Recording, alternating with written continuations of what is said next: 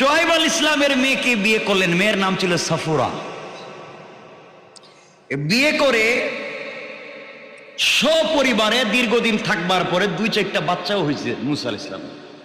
এই সবগুলার নিয়ে তাফসীরি বর্ণনায় পাওয়া যায় প্রেগনেন্ট গর্ভবতী স্ত্রীকে সাথে নিয়ে প্রচন্ড ঠান্ডার সময় তার জন্মস্থান মিশরের দিকে আসতেছিলেন মাদিয়ান থেকে হযরতে শোয়েব হযরতে মুসা আলাইহিস সালাম। রাস্তায় আসার পথে দীর্ঘদিন আগে 10, 15, 20 বছর আগে নিজের এলাকা ছাড়া আরেক এলাকায় গেছিলেন। এখন দীর্ঘদিন পরে নিজের এলাকায় আসতেছেন। রাস্তাঘাট কি চিনেন? এখন অপরিচিত হয়ে যাওয়ার কথা।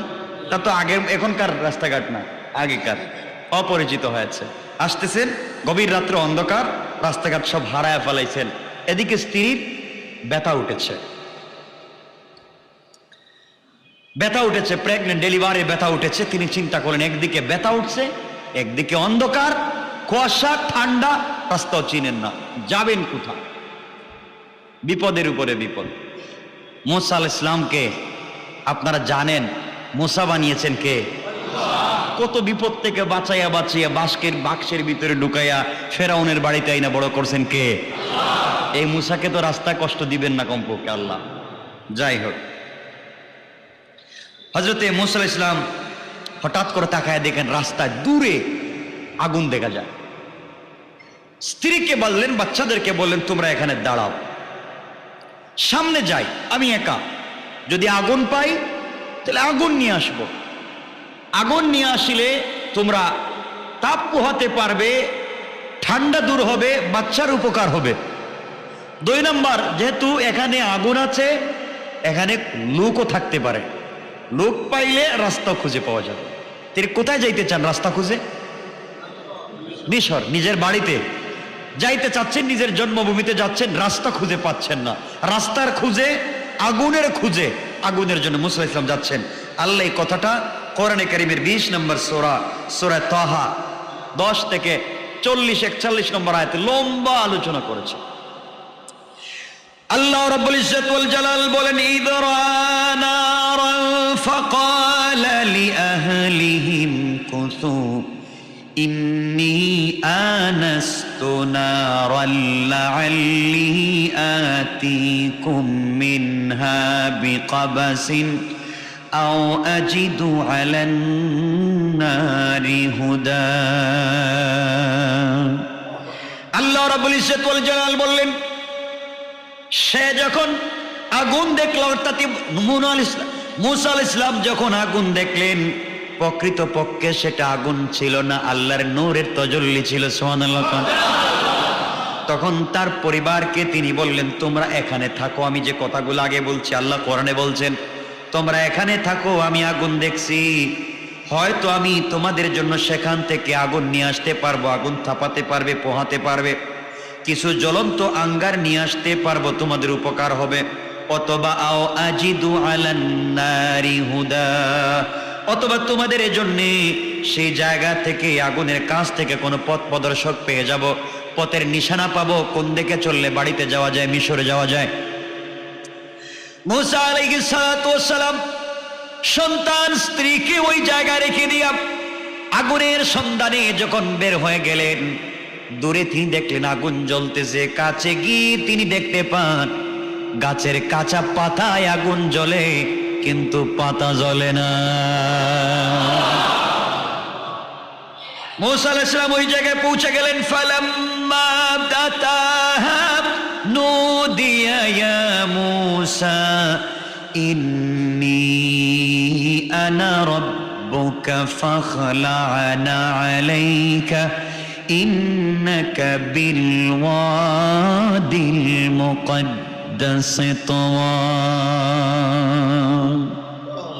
হযরত মুসা আলাইহিস সালাম যখন আগুনের কাছে পৌঁছে গেলেন, তখন আগুনের ভিতর থেকে আওয়াজ আসলো, আগুনের ভিতর থেকে একটা আওয়াজ এসেছে, হে মুসা, ওটা দুনিয়ার সাধারণ আগুন না, এটা হলো আমি তোমার প্রতিপালক স্বয়ং আল্লাহ। মুসা আলাইহিস সালাম আশ্চর্য হয়ে গেলেন, আমি আসছি আগুন নেওয়ার জন্য, রাস্তায় কোনো লোক পাই কিনা তা জানার জন্যে।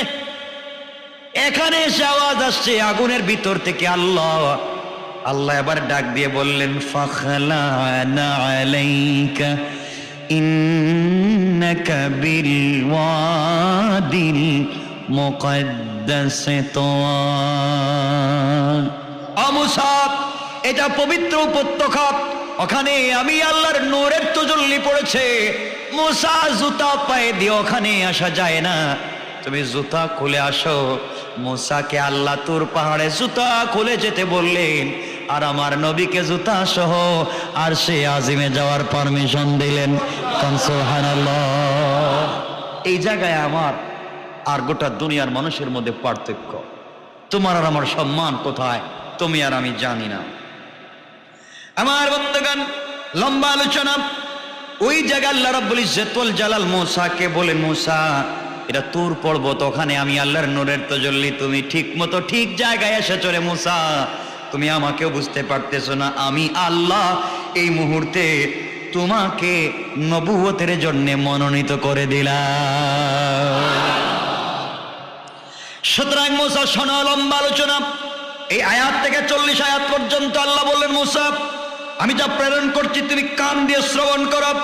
আমি একমাত্র আল্লাহ, ইন্নানি আনা আল্লাহ লা ইলাহা ইল্লা আনা ফা'বুদনি ওয়া আকিমিস সালাতা লিযিকরি।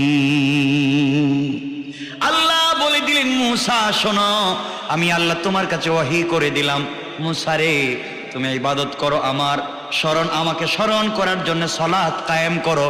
অবশ্যই কিয়ামতে তুমি বিশ্বাস করতে হবে, কিয়ামত অবশ্যই আছে। এই মুহূর্তে আমি কিয়ামতটাকে গোপন করে রাখতে চাইলাম, কারণ দুনিয়ার মানুষ যেন কিয়ামতের দিন না জানতে পারে কোন দিন কিয়ামত হবে। যেদিন কিয়ামত হবে ওদিন আমার সামনে হাজির হবে, আর আমি আল্লাহ তাদের সকল আমলনামা হাজির করব। যারা দ্বীনের দাওয়াত দিবে, যারা কোরআনের কথা বলবে, যারা সঠিক ইসলামের দাওয়াত দিবে, ওদেরকে মানুষ টিটকারি করবে, মস্কারা করবে, বলবে সত্য না। কিয়ামতটাকে গোপন করে দিলাম। ওই দিনে আমি আল্লাহ সকল সত্যকে সবার সামনে আমি আল্লাহ পরিষ্কার করে দেব। কোন সুবহানাল্লাহ। এরপর আল্লাহ রাব্বুল ইজ্জত ওয়াল জালাল বলেন, মূসা, ইয়া মূসা, ও মূসা তোমার হাতে কি? মূসাকে এখন কথা বলতেছেন আল্লাহ, মূসা এখন ভয় কমছে কিছু। মূসা বলেন, আল্লাহ তুমি এখানে, এখানে গাছে? বলে মূসাকে বললেন, আল্লাহ বলছেন, দেখো নাই তুমি গাছের পাতায় আগুন জ্বলে, পাতা জ্বলে না, এটা আল্লাহ নাই, এটা স্বয়ং আমি আল্লাহর নূরের তাজাল্লি। মূসা বলেন, আল্লাহ সরাসরি তোমারে দেখা যাবে না? তাইলে যা দেখছো তাই যথেষ্ট, এর চাইতে বেশি দেখার চিন্তা করো না। আল্লাহ না দেখা লাগবে? সুবহানাল্লাহ বলেন। নাম কি? মূসা। ছাড়বে না, দেখা লাগবে। আল্লাহকে মূসা দেখতে পারবে না? পারবো নাকি? আপনি কথা বলবেন গোপনে গোপনে, প্রেম ভালোবাসা কেমন হয় নাকি? দেখা করাই লাগবে। আল্লাহ বলুন না, এভাবে হয় না, একটু দেখা করে লাগবে। এখানে তো আর লম্বা কথা, 1-2 ঘন্টার কথা। এই দেখা লাগবে বইলা যে কাহিনী করছে এখানে মূসার আর আল্লাহর সাথে, লম্বা ঘটনা। যাক, এগুলা বলতে গেলে আমার আর ওই এক ঘটনা নিয়ে বছর শেষ করে দিতে। লম্বা ঘটনা, এই যে দেখা হবে কি হবে না, কেমনে হবে? আল্লাহ বলছেন, মূসা দেখবা আমারে। মূসা তো রেডি। কারে দেখতেছেন? আল্লাহকে কি দেখা যাবে? যাবে না। যাই হোক, আল্লাহ বলেন, মূসা এবার বলো, দেখবা সব ঠিক আছে? আসছো কোথায়? আসছিলা তুমি আগুন নিতে, আসছিলা রাস্তা পাইতে, দিলাম নবুয়ত। সুবহানাল্লাহ। চাইলেন রূপা, পাইলেন সোনা। সুবহানাল্লাহ বলেন না? কথাবার্তা হচ্ছে। আল্লাহ বলেন, মূসা, আল্লাহ কি এই যে হাতে, এটা কি? আল্লাহ, হি আসায়, এটা আমার লাঠি, ওইটা দিয়া পাতা পাড়ি, বকরিরে খাওয়াই, সুযোগ উল্টা পাল্টা করলে সাইজ করি, মাঝে মাঝে হাঁটি। আচ্ছা, আল্লাহকে এত কিছু জিজ্ঞেস? আল্লাহ কি বলছেন? এটা কি বলা দরকার ছিল? এটা লাঠি, এ তো শেষ, এত কথা বলার তো দরকার নেই। আল্লাহ বলেন, মূসা জিগাইলাম লাঠি কি এটা, তুমি বলা দরকার ছিল লাঠি, এত কথা বললা কেন? আল্লাহ, তোমার সাথে কথা বলে যে মজা, কথা যখন শুরু করেছি তুমি জিগাও আর না জিগাও, আমি বলতেই থাকলাম। আল্লাহু আকবার বলেন না? যে যাকে ভালোবাসে এভাবেই কথা বলতে মজা পায়। ঠিক না? বুঝবেন না আপনারা? না বুঝেন? আপনারা বুঝবেন নাকি? সব বুঝেন, কিন্তু অরিজিনাল লাইনটা বুঝেন না। বুঝেন না তো মজা পাচ্ছেন না, বুঝতেছেন না। আল্লাহ বলেন মুসা এই কাজ শেষ লাঠির। আল্লাহ শেষ তো, নিজের হাতে বানাইছি লাঠি। অনেক দিন থেকে এই লাঠি দিয়ে বকরি রাখছি, পাবলিক রাস্তাঘাটে আমাকে উল্টা পাল্টা করে দেয়, সাইজও করছে। এরপরে ওই গাছের পাতা পড়া বকরিরে মাঝে মাঝে খাওয়াই, আর অন্ধকার রাস্তাও খুঁজি, মাঝে মাঝে ভোট দিয়ে হাঁটি। আল্লাহকে মুসা আরো আছে। আপনি জানলেন কেমনি আমার লাঠিতে আরো আছে? আমার লাঠি আমার হাতে, এটা কি জানেন? একটু ছাড়ো না মাটিতে। মাটিতে ছাড়মু কি, রাইকা দিলে সমস্যা কি? আল্লাহ বলেন রাখো। মুসা রাখছে, অজগর সাপে ফান করে উঠছে। আল্লাহু আকবার। মুসা তো ভয় পেয়ে, আল্লাহ এটা কি? এমনি বউ রেখে আসছি এক জায়গায়, বেচারি প্রেগনেন্ট, ডেলিভারি, ব্যথা কানতেছে, আর আমি এখানে কি বিপদে পড়লাম? লাঠি ছাড়লাম, এটা সাপ হইলো কেমন? মুসা চিন্তা করলেন এটা আবার কোন বিপদে পড়লাম। সাইডাট আল্লাহ কি না, নাকি কোন জাদুঘরের কাছে পড়লাম? আল্লাহ বলেন মুসা টেনশন করুন, আমি আল্লাহ ঠিকই আছি। আল্লাহ তাহলে এটা সাপ হইল, এটা তো আমার লাঠি। ও তুমি বলছিলে না কাজ শেষ? আমি জানি আরো কাজ আছে, এটা তুমি জানো না কেমনে চালাইতে হয়। কারণ যারা সফটওয়্যার ইঞ্জিনিয়ার, তোমার কাছে একটা মোবাইল আছে, এইটা দিয়ে তুমি জানো শুধু ফোন আসে আর যায়, আর কোনো কাজ জানো না। আর যে কাজ জানে এ সারাদিন বসে থাকে মোবাইলে, ঠিকই জানে এটা দিয়ে কি কি কাজ করা যায়। আল্লাহ বলেন এখানে আছে। মুসা আল্লাহকে বলছেন আল্লাহ তো এটা আমি জামু কেমনে? আল্লাহ বলেন এই লাঠিটারে আবার ধরো। আল্লাহ কই ধরমু? এটা তো সাপ, ওটা মুখে ধরো, মুখে। সুবহানাল্লাহ বললেন না? কলম মুখে ধরবো তো হাত করে আছে, খায় ফেলাই। ও কেন তুমি এই ভয় পেয়ে গেলাম মুসা, থাপ্পড় দিয়ে মানুষ মাইরা ফেলাও। মুসা কো এইটা আপনি জানলেন কেমনে? আল্লাহু আকবার বললেন না? তো বহুত আগের ঘটনা, এবার বিশ্বাস হচ্ছে না। ঠিক আছেন? আল্লাহ ঠিক আছেন। মুসা বইলে গেছে না, বাস্কের ভিতরে ছিল তো, বাক্সে। ওইটা আপনি জানেন? আল্লাহু আকবার বলেন না? এবার মুসা কয় না ঠিক আছে, তাহলে সাপ খাইতো না। রব হাসেন এখানে। মুসা এই যে মায়ের কোলে শুধু মা করছিলা, দুধের জন্য দুধ তো তোমাকে কেউ দেয় নাই। আমি তোমার বোনকে ফেরাউনের বাড়িতে পাঠাইয়া আবার বলছি এই বাচ্চা কারো দুধ পান করবে না, আমার কাছে এক মহিলা আছে, এইভাবে আবার তোমাকে তোমার মায়ের কাছে ফিরিয়ে দিছিলাম। মুসা কয় আল্লাহ সব দেখতেছি, মনে আছে, এখন কি করবো? মুখে ধরো। কই ঠিক আছে ধরলাম। আল্লাহ আমি কি চোখ খোলা রাখা ধরবো না বন্ধ করে? বন্ধ করেই ধরো। ভয় পাচ্ছ যখন, বন্ধ করেই মুখে ধরো। মুসা আলাইহিস সালাম তো গরম মানুষ, কিন্তু এই স্বাভাবিক নিয়মে মানুষ হিসাবে ভয় পাওয়ার তো কথা না, আপনারা তো আর পাওয়ার কথা না। হ্যাঁ, এটা তেলা পোকা দেখলে চিৎকার দিয়ে অজ্ঞান হয়ে যায়, কোনো মেডিকেলই বসে না, কোনো মেডিকেলেই রাখে না। এমন মহিলা নাই? পুরুষও আছে, তেলা পোকা দেখলে ভয়। হযরতে মুসা আলাইহিস সালাম চক্ষু বন্ধ করে অজগর সাপের মুখে ধরছেন। আল্লাহ বলে চোখ খুলো, খুলে দেখে লাঠি। ব্যাপারটা কি? আল্লাহ না, আবার দেখি লাঠি হয়ে গেছে। আল্লাহ বলেন মুসা ওটা তোমাকে মুআজিজা দিলাম। তুমি যে জমানায় আসছো, এই জমানায় ফেরাউন থাকে, তুমি মিশরে যাচ্ছ, ফেরাউনের কাছে তো জাদুকরের অভাব নাই।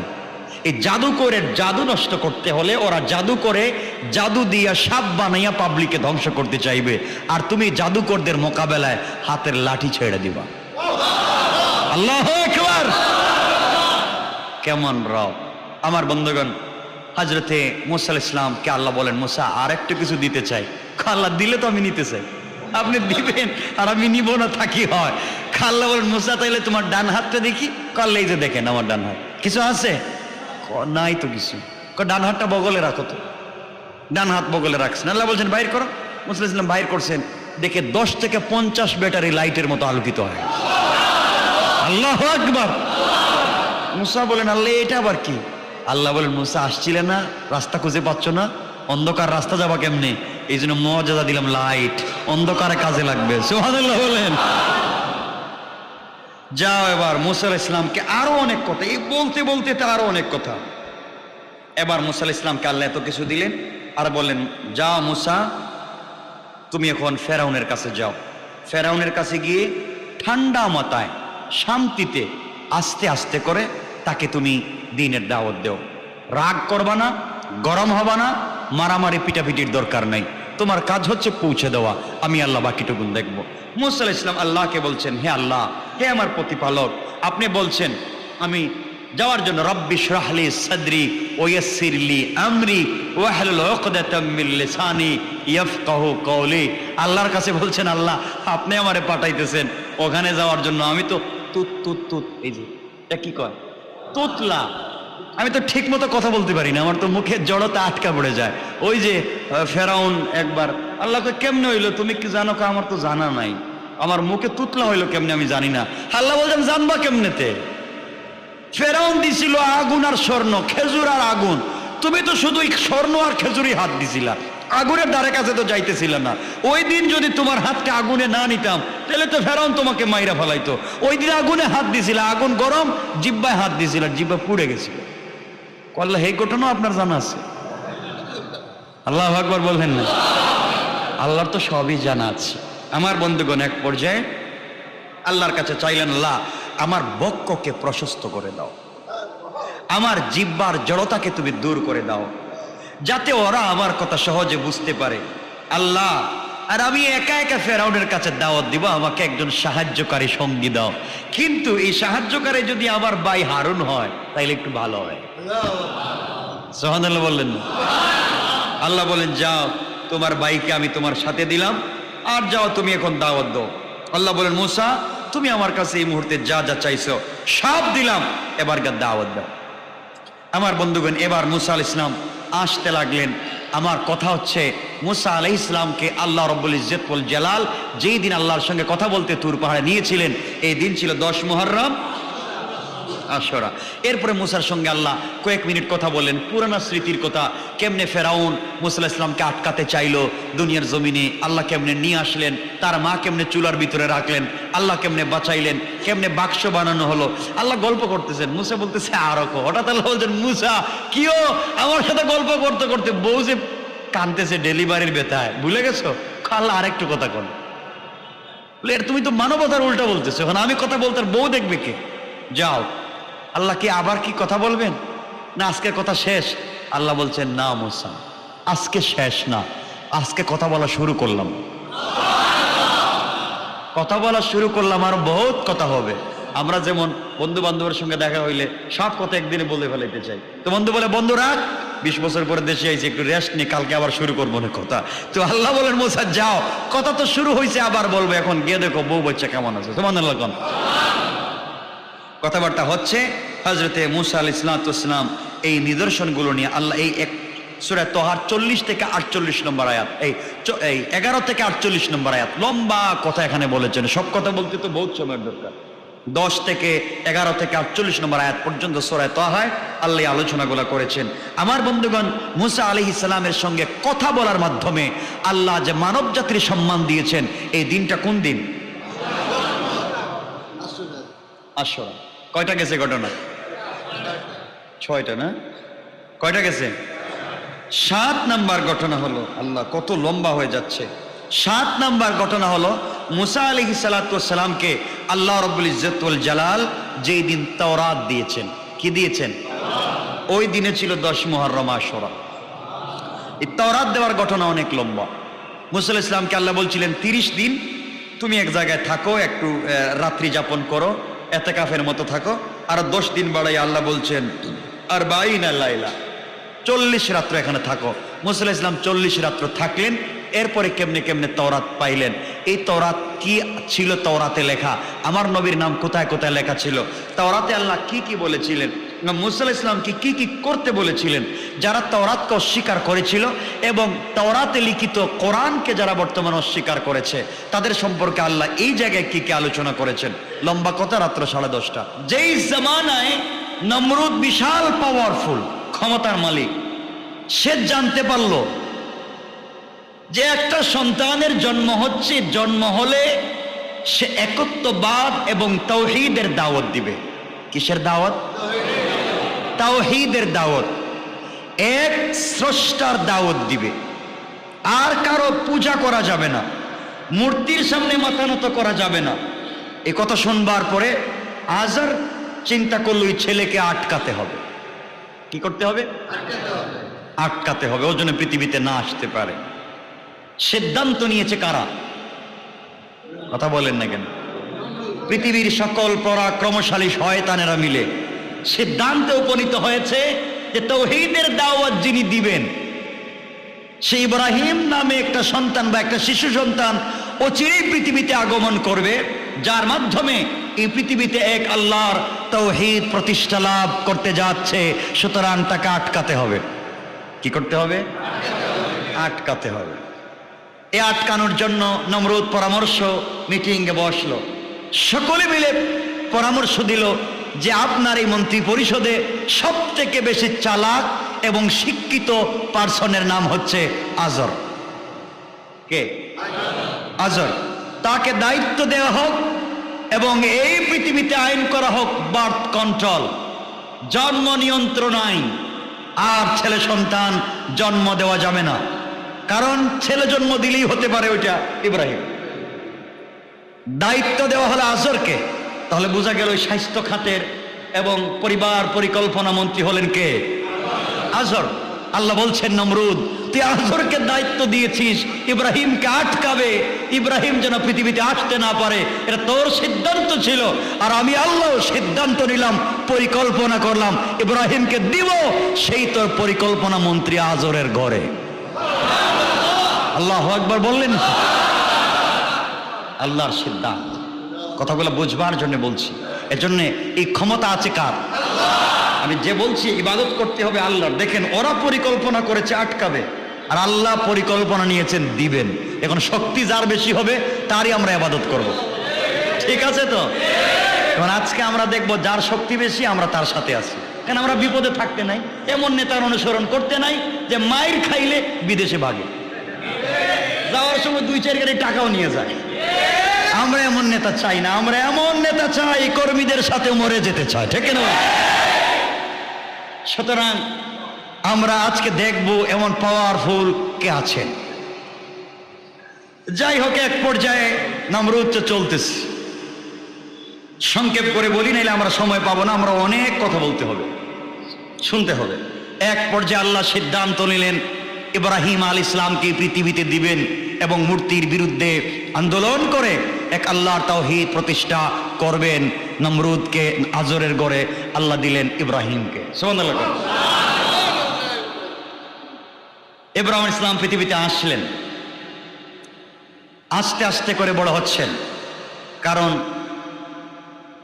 বাংলাদেশে দেখছেন, চীনে নতুন আইন করছে, চীনে কয়েকদিন হলো, যে বাধ্যতামূলক সন্তান জন্ম দিতেই হবে। মানে তাদের দেশে মানুষ কমে যাচ্ছে, জানেননি আপনারা? জানেন না? বার্থ কন্ট্রোল আইন করে এখন বিপদে পড়ছে। দেখবেন গ্রামে গ্রামে অনেক ওই যে কি এগুলা কি বলে, যারা এই যে পরিবার পরিকল্পনার কাজ করে, ওরা এসে আপনাকে বুঝাবে, স্বাস্থ্যকর্মী না, আচ্ছা যা যে কর্মী হোক, আপনার খুব স্বাস্থ্যের উপকার করতেছে এরা। তারা বুঝায় আপনি 2টা বাচ্চার বেশি নেবেন না, একটি হলে ভালো হয়। তাকে জিজ্ঞাসা করবেন, ভাইজান অথবা আন্টি আপনার বাচ্চা কয়টা? মোটামুটি সিরিয়াল ছাড়া 7-8টা বলে দিবে। সে আসছে আপনার ঘরের বাচ্চাকে আটকাবে, অথচ তারই 5-6টা। কথা বলেন না কেন? খবর নিয়ে দেখবেন। সুতরাং হযরতে ইব্রাহিম আলাইহিস সালাম পৃথিবীতে আগমন করলেন। যুবক শোনো, আমাদের তো আজকে মাইন্ড কত জায়গায় চলে যায়, সারাদিন তো পাবজি দেখতে শুরু করি। আজ পর্যন্ত বুঝলামই নি এটা জিনিসটা কি, যার জন্য মানুষ মরে যায়। জিনিসটা কি বুঝলাম না, মরে যায় মানুষ। যাই হোক, ইব্রাহিম বড় হতে লাগলেন। শুনেন কথাগুলা, স্পিরিট দিচ্ছে দ্বীনের প্রতি। ইব্রাহিম আলাইহিস সালাম বড় হতে লাগলেন। জন্মের পরে বড় হয়ে দেখলেন তার বাপ মূর্তি বানায়, মানে আল্লাহ বানায়, খুদা বানায়। নাউজুবিল্লাহ বলে। তো বাপকে জিজ্ঞাসা করলেন, বাপ এই যে বানাচ্ছেন মাটি দিয়ে, এগুলা কি বানাচ্ছেন? নমরুদ বলছে, এই আজর বলছে, বাবা এগুলা হচ্ছে খুদা। এগুলা কি? বলে এগুলা খুদা মানে কি? এগুলার ইবাদত করতে হয়। ইবাদত কেন করতে হয়? এগুলার বিশাল পাওয়ার, অনেক ক্ষমতা। ইব্রাহিম চিন্তায় পড়ে গেলেন, এদের এত ক্ষমতা, বাপ বানাইতেছে, তাহলে যে বানায় তার তো আরো বেশি ক্ষমতা হওয়ার কথা ছিল, আমার বাবার আরো বেশি ক্ষমতা, তো খোদা হওয়ার যোগ্য তোমার বাপ, বাপ দেখি এগুলোর খোদা বলতেছে, কথাগুলো বুঝবে। ইব্রাহিম আলাইহিস সালাম একদিন বললেন, বাবা এই খোদা, এই যেগুলো বানাচ্ছেন এগুলো খোদা হওয়ার যোগ্য না, তাহলে খোদা কি? বাবা আমি সকালবেলা দেখলাম কি সুন্দর সূর্য উদিত হয়েছে পূর্ব আকাশে, গোটা দুনিয়ার অন্ধকারকে আলোক বার্তায় ভরে দিয়েছে, আমার মন বলতেছে সূর্যই আল্লাহ। কে বলছেন? ইব্রাহিম আলাইহিস সালাম। এত পাওয়ার, এত ক্ষমতা, গোটা দুনিয়ার অন্ধকার দূর করে দিয়েছে, তাহলে এটাই রব, খোদা। সন্ধ্যা হতেই এই আলো অন্ধকার হয়ে গেল। তিনি বললেন, না না না না, আমার খোদা এত এভাবে হওয়ার কথা না, যে দিনে লাইট থাকে রাত্রে অন্ধকার হয়ে যায়, এটা রব না, বাদ দিলেন।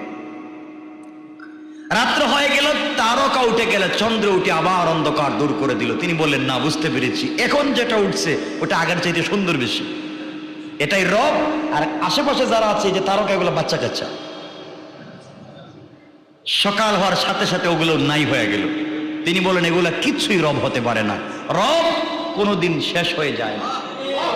আল্লাহু আকবার বলেন না। জন্মের পরের শিক্ষা। এরপর একদিন ইব্রাহিম আলাইহিস সালাতু ওয়াস সালাম বাপকে বললেন, বাবা আমার ভাল লাগে না, আমি রবকে চিনতে হবে। বলে, আমাদের আরেকজন বড় রব আছেন, খোদা আছেন। কে? তার নাম নমরুদ।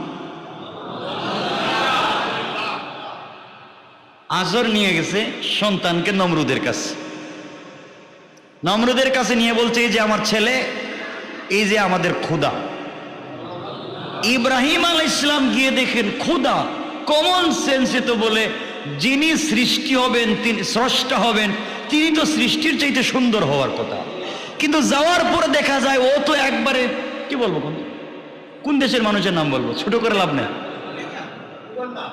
আর না, উগান্ডার মানুষ বহুত ভালো আমাদের চাইতে, ওরা খেলায় অনেক জিতে যায়, আপনারা কিছুই পারেন না।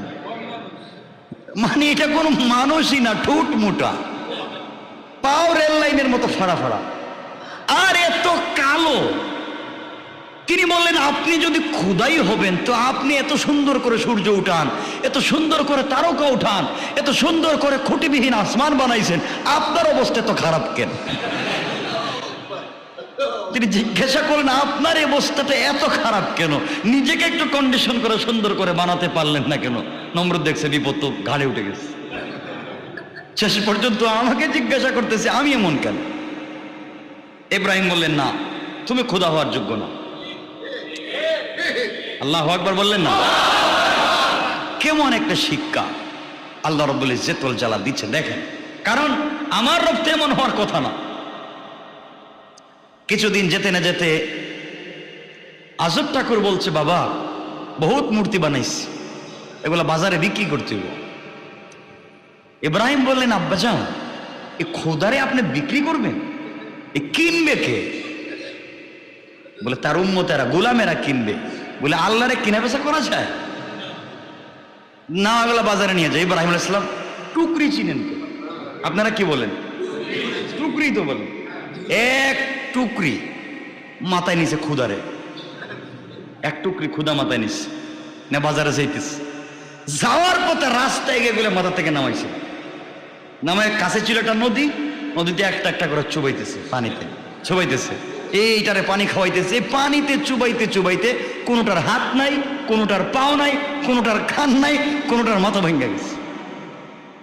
এই অবস্থায় এগুলোরে আবার টুকরিতে উঠে বাজারে নিয়ে গেছে। আচ্ছা বলেন, তুই মূর্তিগুলা কেউ কিনবে? হাত নাই, পাও নাই, মাথা নাই, কান নাই, কিছু নাই, সবগুলো ভাঙ্গা, কেউ কেনে না। বিকেলবেলা বাড়িতে এসে কাঁদতেছে, আব্বাজান বাজারে দিয়ে আমার কোনো লাভ হয় নাই। কেন বাপ, একটাও বিক্রি করতে পারো না? কেমনে বিক্রি করব? তুমি আমার মাথার উপরে দিয়েছিলে যারা বাজারে নিয়ে যাইতে, কিন্তু আমার মাথার উপরে মাইর লাগাই দিছে এরা। এ কয় এ বড়, ও কয় ও বড়, আর মারামারি কিলাকিলি করতে করতে কার হাত নাই, কারো পাও নাই, এই দেখেন এদের হাত পা ভাঙা।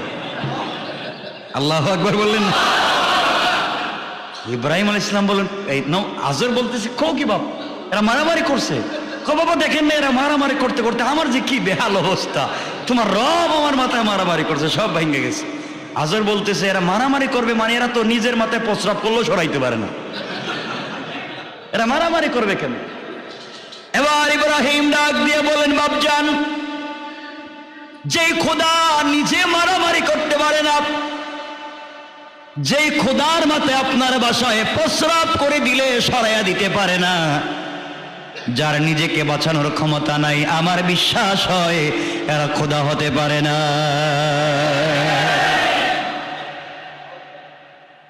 আজর কি জিনিস শুরু করলাম, হেই বার্থ কন্ট্রোল দেখতেছি আমার ঘরেই ভেজাল, আইন তো করলাম আমি, মন্ত্রী আমি, ভেজাল আমার ঘরেই। কৌশল করেছেন কে? এই জন্য আল্লাহ কোরআনে কারিমে বলেছেন আমার সঙ্গে কৌশল করে লাভ নাই। আল্লাহ বলেন ওয়া মাকারু ওয়া মাকারাল্লাহ,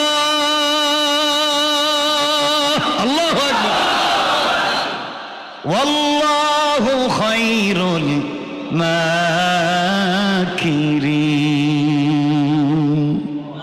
আল্লাহ রাব্বুল ইজ্জতুল জালাল বলে দিয়েছেন কৌশল করার দরকার নাই, আমার সঙ্গে সংগ্রাম করার জন্য আইসো না, তোমাদের কৌশল যেখানে শেষ হয়ে যায় ওখান থেকে আমি আল্লাহর কৌশল শুরু হয়ে যায়।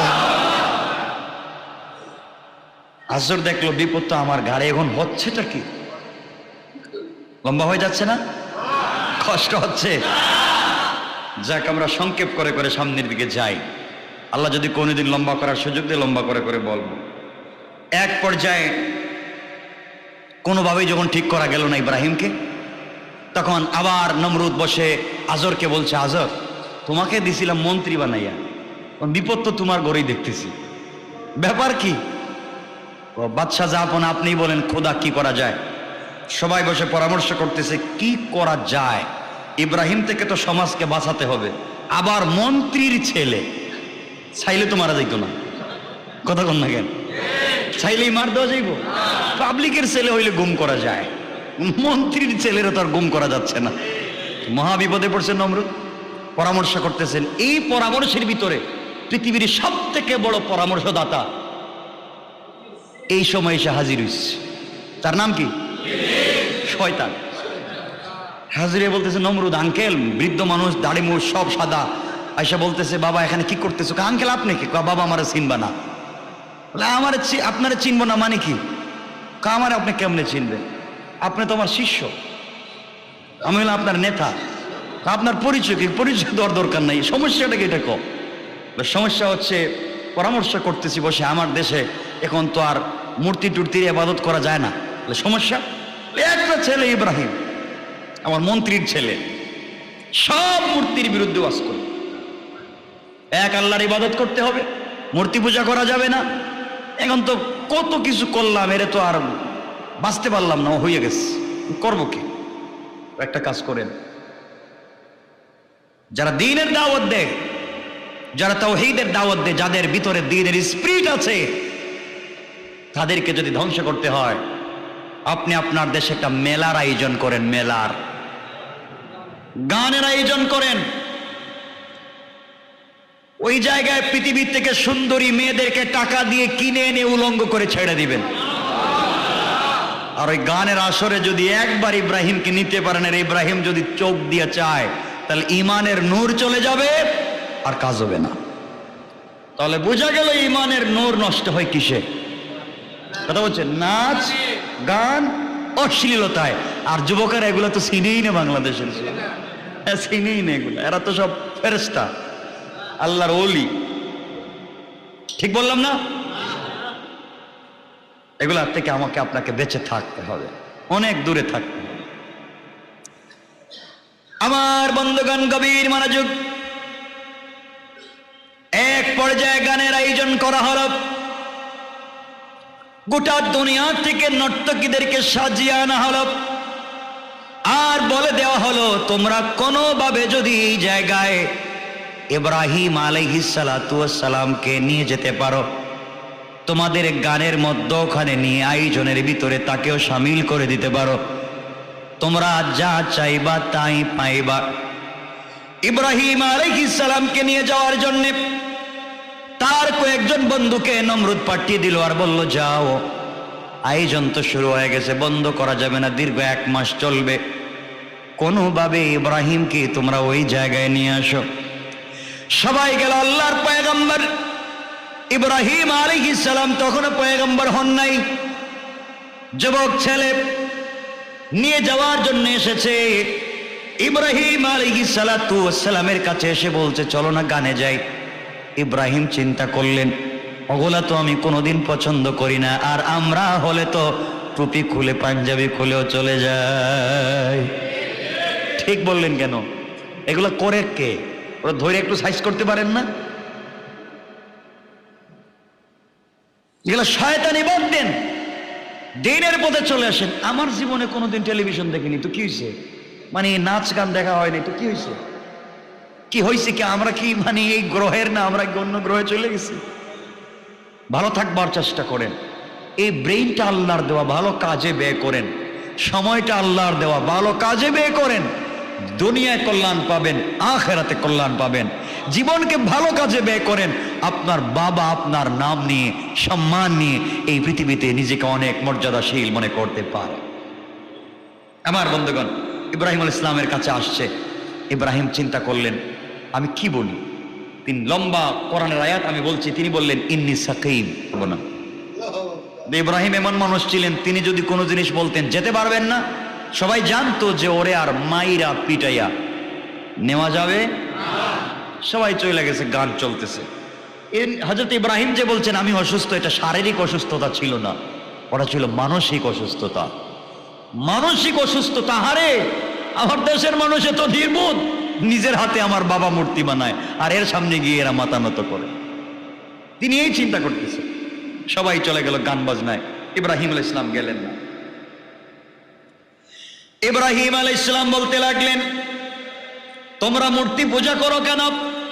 তারা বলল আমাদের বাপ দাদা করেছে।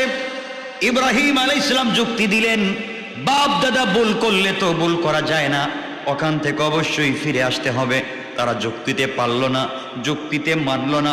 সবাই যখন চলে গেল, ইব্রাহিম আলাইহিস সালাতু ওয়াস সালাম আস্তে আস্তে করে মূর্তির ঘরের ভিতরে ঢুকে পড়লেন। যেই ঘরের ভিতরে মূর্তি রাখা, ওই ঘরের ভিতরে প্রবেশ করলেন। ঘরের ভিতরে প্রবেশ করে 360টা মূর্তি ছিল। কুড়াল একটা নিলেন, সবগুলাকে কাটলেন আর ভাঙলেন। সবগুলাকে ভাঙ্গার পরে সব থেকে বড় মূর্তি যেটা ছিল, ওই মূর্তির শুধু নাকটা ভাঙলেন। নাক ভাঙ্গার পরে তার ঘাড়ের মধ্যে কুড়ালটা রেখে দিয়ে তিনি চলে আসলেন। দীর্ঘদিন পরে তাদের গান বাজনার আসর শেষ হয়ে গেল।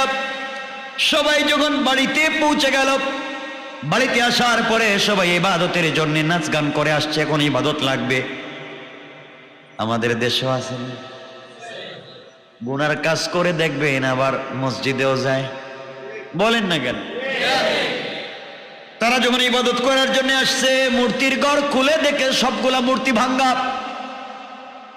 আর বড় মূর্তির কাঁধের মধ্যে কুড়াল রাখা।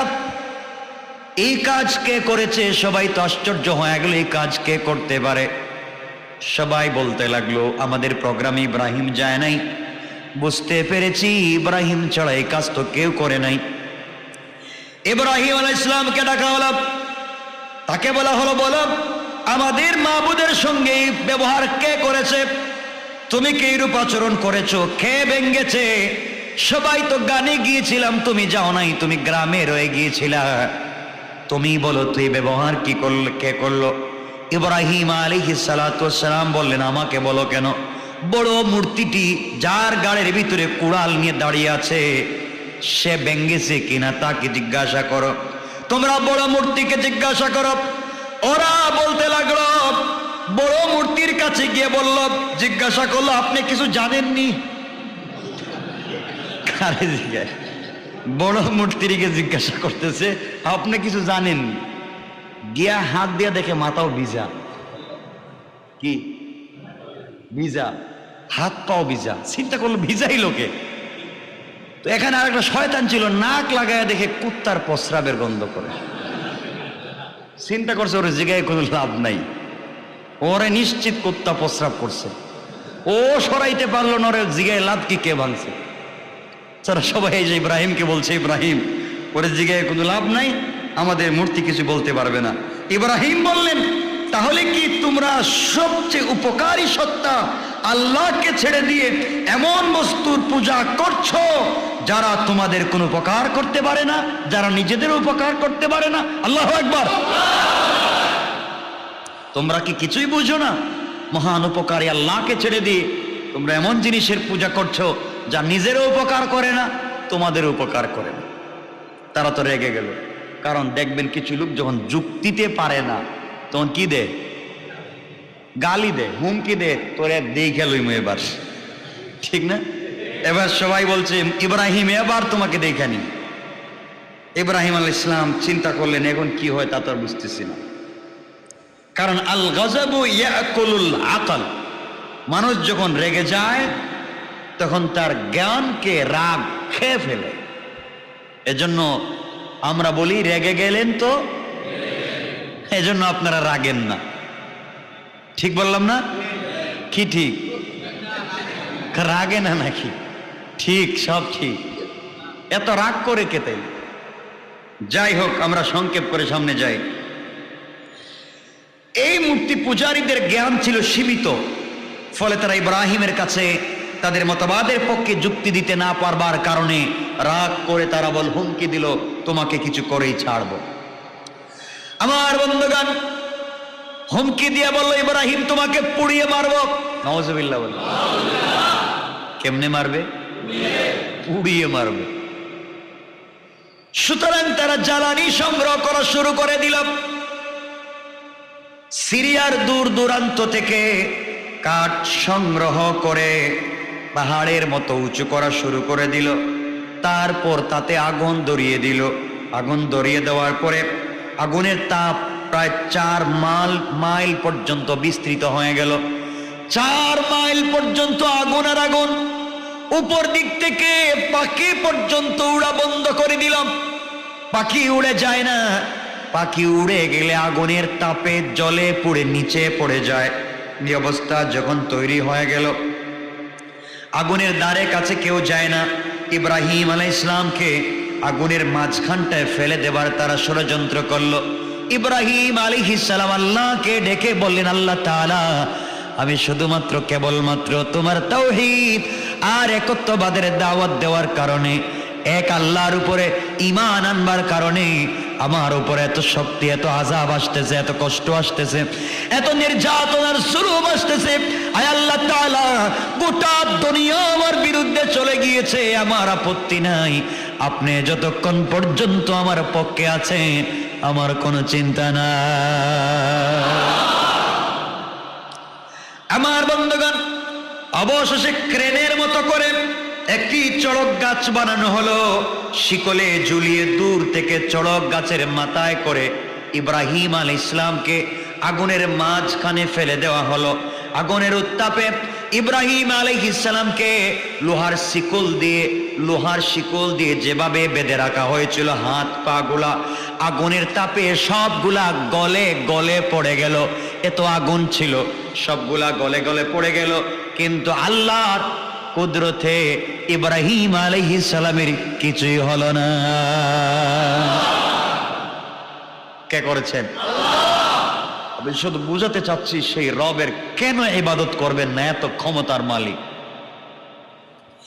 ইব্রাহিমকে তারা যে শিকল দিয়ে বাঁধল, 4 মাইল পর্যন্ত যে আগুন পৌঁছে গেল, উপর দিয়ে কিছু যায় না, জলে পড়ে নিচে পড়ে যায়। ইব্রাহিম আলাইহিস সালামকে উলঙ্গ করে যখন অগ্নিকুণ্ডলিতে ফেলে দেওয়া হলো, লোহার শিকলগুলা পুড়ে গেল, গলে গেল। ইব্রাহিম আলাইহিস সালাম কার উপরে বিশ্বাস রেখেছেন? আর কিছুই নাই, কোনো ক্ষমতা নাই, অস্ত্র নাই, বিশ্বাস আল্লাহর উপরে। শুধুমাত্র ঘটনা বলছি না, আপনাদেরকে বোঝাতে চাই, এমন ঈমান যদি আমাদের ভিতরে হয়ে যায়, পৃথিবীর কোনো ক্ষমতা দিয়ে আমাদেরকে পরাস্ত করা যাবে না। ইতিপূর্বে পৃথিবীতে আপনারা অনেক ঘটনা দেখতেছেন, কথা বলেন ঠিক না? আমার বন্ধুগণ, আল্লাহর রহমতের ফেরেশতা আগমন করলেন, ইব্রাহিমকে ডেকে ডেকে বললেন, ইব্রাহিম, নমরুদ তোমাকে আগুনে ফেলে দিয়েছে, জ্বালিয়ে পুড়িয়ে হত্যা করতে চায়। তুমি আমাকে বলো, আমি পানি দেব, বাতাস দিব, সব দূর হয়ে যাবে। ইব্রাহিম বললেন, কোত্থেকে এসেছো? আমি রহমতের অমুক ফেরেশতা। তিনি ডাক দিয়ে বললেন, আপনারা এত দূর থেকে এসে আমার দরদে দরদি হয়ে আগুন নিবানোর চেষ্টা করতেছেন। আমি যে আল্লাহর নামের উপরে বিশ্বাস করে নমরুদের আগুনে পড়ে গেলাম, আমার আল্লাহ কি আমাকে দেখে না? আপনারা আসছেন আমাকে বাঁচাবার জন্যে, আপনারা কেমনে বাঁচাবেন? আমি যে রবের নামে আমি আগুনে পড়লাম, সেই রব তো এখনো বেঁচে আছেন। আমার বিশ্বাস, আমার রব চাইলে আমাকে বাঁচাতে পারবেন।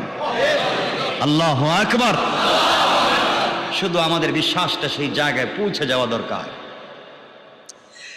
আমার বন্ধুগণ, এক পর্যায়ে আল্লাহ রাব্বুল ইজ্জত ওয়াল জালাল যখন দেখলেন ইব্রাহিম আগুনে পুড়ে যাচ্ছে, জ্বলে যাচ্ছে, এরপরও তার ঈমান চলে না, আল্লাহ আগুনকে বললেন, কুলনা ইয়া নারু কুনি বারদাও ওয়া সালামান আলা ইব্রাহিম। আল্লাহ রাব্বুল ইজ্জত ওয়াল জালাল বললেন, হে আগুন, তুমি শীতল হয়ে যাও এবং নিরাপদ হয়ে যাও, এয়ার কলার এয়ার কন্ডিশন হয়ে যাও। আল্লাহ এই কথা বলে যদি আটকে যেতেন, ইব্রাহিমের নাম না নিতেন, তাহলে গোটা দুনিয়ার চুলার আগুন, লাইটের আলো সবগুলা একেবারে নাই হয়ে যেত। এই জন্য আল্লাহ রাব্বুল ইজ্জত ওয়াল জালাল বললেন, ওয়াসালামান আলা ইব্রাহিম। শুধুমাত্র কেবলমাত্র আগুন রে আমার ইব্রাহিমের জন্য এয়ার কন্ডিশন হয়ে যায়। আল্লাহু আকবার। আল্লাহ যদি বলতেন ঠান্ডা হয়ে যাও, তাইলে হয়তো ঠান্ডা হয়ে গেল। ঠান্ডায় তো মানুষের কষ্ট হয় না, হয় না? এজন্য আল্লাহ বলছেন ঠান্ডা না, সালামান, নিরাপদ এবং শান্তির হয়ে যাও। এয়ার কন্ডিশন, এয়ার কুলারে কি কষ্ট হয়? কষ্ট হয় না। সুস্থ বডির মানুষের কষ্ট হয় না। সুতরাং আল্লাহ বলছেন ইব্রাহিমের জন্য এই আগুন যেন এয়ার কুলার এয়ার কন্ডিশন হয়ে যায়। বলতে দেরি হয়েছে, আগুন হুকুম মানবে কার? আওয়াজ করে বলেন কার? আল্লাহ। সাথে সাথে আগুন এয়ার কন্ডিশন হয়ে গিয়েছে। ইব্রাহিম আলাইহিস সালাম এখন এখানে বসে আছেন শান্তিতে, আর সাথে আছে কে? আল্লাহ। এজন্য আল্লাহ বলেন, ইন্নানি আনাল্লাহ, নিশ্চয় আমি আল্লাহ। ইবাদত করো আমার, আমি আল্লাহর ইবাদত করো। আমার বন্ধুগণ, এই জায়গায় এসে কোরআন কি বুঝাতে চায় আপনাদেরকে বোঝাতে চাই, আল্লাহর কালাম কি বুঝাতে চাচ্ছে। ইব্রাহিম আলাইহিস সালাম আগুনে আছেন একা একা, কতদিন জানেননি? একদিন দুই দিন না, 40 দিন। 40 দিন যে আগুনে 4 মাইল পর্যন্ত জ্বালাইয়া দেয়, এই আগুনের ভিতরে উলঙ্গ কয়দিন? ইব্রাহিম আলাইহিস সালাম। আল্লাহ জিব্রাইল রে বললেন, জিব্রাইল, লম্বা ঘটনা, যাও, ইব্রাহিম কি এখানে উলঙ্গ থাকবে নাকি? ও আগুনে পড়ে যাওয়ার আগে জান্নাতুল ফিরদাউসের স্পেশাল কাপড় নিয়ে যাও, আমার বন্ধুরে পরাইয়া দাও। ইব্রাহিম আলাইহিস সালামের বডিতে জান্নাতি স্পেশাল কাপড়, আগে ছিল দুনিয়ার সেরা কাপড়, এখন কি এর কাপড় পাইছেন? এজন্য আগুনে পুড়ে জান্নাতের কাপড় পাইছেন। তোমার ইমানকে এভাবে পুড়ালেই আল্লাহর নসরতের সাহায্য পাওয়া যায়। আমার বন্ধুগণ, এই 40 দিনের ভিতরে ইব্রাহিম কাপড় পাইলেন। এখন আল্লাহ দেখলেন তাকাইয়া, ইব্রাহিম একা একা। ভাল লাগার তো কথা না, না ভাল লাগবে কোন? তো একা এক জায়গায় বসে থাকলে কি ভাল লাগে ভাই? বলেন না। আল্লাহ রাব্বুল ইজ্জত ওয়াল জালাল বললেন যে আমার ইব্রাহিম এখানে একা একা থাকবে, এটা তো ঠিক না। তিনি রুচিসম্মত, কথাটা বুঝবেন কি বলতে চাই, তিনি রুচিসম্মত ভাবে জান্নাত থেকে ইব্রাহিমের জন্য ধারাবাহিকভাবে নিঃসঙ্গতা দূর করার জন্য জান্নাত থেকে সঙ্গী পাঠাইয়া দিলেন। আমি মনে বুঝাতে পারি নাই। আমি বলছি ইব্রাহিমের এই নিঃসঙ্গ 40 দিন দূর করবার জন্যে রুচিসম্মত সঙ্গী আল্লাহ জান্নাত থেকে পাঠিয়ে দিয়েছেন। সুবহানাল্লাহ বলে, যে কাউকে পাঠায়। তাইলে এখন ইব্রাহিম একা নেই না, সঙ্গী আছে? সঙ্গীও পাইলেন, গল্প করার লোক পাইলেন, আবার পোশাকও পাইলেন। 40 দিন কি না খেয়ে থাকা যায়? খাবার লাগবে না? আল্লাহ রাব্বুল ইজ্জত ওয়াল জালাল জিবরিল আমিনকে জানাইয়া দিলেন, জিবরাইল জান্নাতের স্পেশাল গাছ থেকে এক এক দিন এক এক বেলা এক এক আইটেমের খাবার নিয়ে যা। কি শান্তি! এটা তো বিশাল এক, আমি তো 40 দিন কেন, সারা জিন্দেগি তো থাকা যায়। দেখা যায় কি সিস্টেম আল্লাহ করে দিলেন। এখন খাবারের ব্যবস্থা হলো, সঙ্গীর ব্যবস্থা হলো, কাপড়ের ব্যবস্থা হলো, তো নাই কি বলেন? কথা বলেন, সব আছে, বিছানা নাই তো? বিছানা লাগবে না? না ভুলে গেছেন এতগুলো পায়ে বিছানার কথা? আল্লাহ বলছেন বিছানাও লাগবে। আমার আল্লাহ এমন সময় ফেরেশতাকে বললেন, যাও আমার ইব্রাহিমের জন্য জান্নাতের সব থেকে দামি যে বিছানা রয়েছে ওই বিছানা নিয়ে ইব্রাহিমের জন্য বিছাইয়া দাও। কি শান্তির জিন্দেগি ইব্রাহিম কাটাচ্ছেন। 40 দিন কেটে গেল, আস্তে আস্তে করে তাদের খড় কুটা লাকড়ি জ্বলে শেষ, আগুন নিভে গেল। নিবার সাথে সাথে উচ্ছ্বাস আর আনন্দ। কিরে জ্বলছে তো জ্বলছে, হাড্ডিও জ্বলছে। জ্বলছে জ্বলছে, হাড্ডিও জ্বলছে। আল্লাহ বলছেন কর, কি দেখবে সামনে যা। সবাই যখন আসতেছে আল্লাহ বলেন, ইব্রাহিম একটু ঝাড়া দিয়ে বাইরেও না। আল্লাহু আকবার বলেন না? আমার আল্লাহ বললেন, ইন্না কাইদাশ শাইতানি কানা দাঈফা। আল্লাহ রাব্বুল ইজ্জত ওয়াল জালাল বললেন, কাফের বেঈমানেরা যত কৌশল করে সবগুলা আমি আল্লাহর কাছে বড়ই দুর্বল। কোন সুবহানাল্লাহ। ইব্রাহিম আলাইহিস সালাতু ওয়াস সালাম জ্বলে পুড়ে ছাই হয়ে যাওয়া ছাইয়ের ভিতর থেকে যখন বের হচ্ছেন, ওরা যখন দেখলো ইব্রাহিমকে, কিরে এটা মানুষ না মনে হয়? 40 দিনের ভিতরে সব জ্বলে ছাই, শিকলগুলা জ্বলে গলে গিয়েছে। ইব্রাহিমের দেখি কিছু হলো না। সবাই হতভম্ব হয়ে গেল। তাকাইয়া দেখে ইব্রাহিমের শরীরে একটা কাপড় জ্বলা তো দূরের কথা, একটা পশমও জ্বলে না। সবাই চেহারার দিকে তাকাইয়া দেখে আগুনে পড়ে যাওয়ার আগে ইব্রাহিমের চেহারায় যে উজ্জ্বলতা ছিল, আগুন থেকে বের হওয়ার পরে তা কোটি গুণ বেশি বেড়ে গেছে। ইব্রাহিম আলাইহিস সালাতু ওয়াস সালাম আগুন থেকে বের হয়ে শান্ত এবং গম্ভীর সুরে তিনি বললেন, ওয়াকালা ইন্নী যাহিবুন ইলা রাব্বি সায়াহদিন।